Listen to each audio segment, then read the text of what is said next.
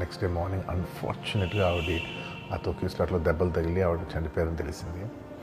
ఆ తెలియగానే మేము సుకుమార్ గారు మేమందరం మొత్తం ఎంటైర్ టీమ్ ఆఫ్ పుష్ప అందరం సడన్గా డిసప్పాయింట్ అయిపోయి ఒక షాక్లోకి వెళ్ళాము. ఎందుకంటే అసలు ఇది వెరీ అన్ఎక్స్పెక్టెడ్. ఎందుకంటే లాస్ట్ 20 ఏళ్ళుగా ఆల్మోస్ట్ అన్ని సినిమాలకి మెయిన్ థియేటర్కి వెళ్ళి సినిమా చూసి వస్తాం అనేది ఒక తెలియని ఆనవాయితీ లాంటిది. అండ్ ఇన్నేళ్ళుగా ఎప్పుడు జరగలేదు. సడన్గా ఇది జరిగేసరికి మేమందరం కూడా చాలా డిసప్పాయింట్ అయ్యి చాలా షాక్లోకి వెళ్ళాం.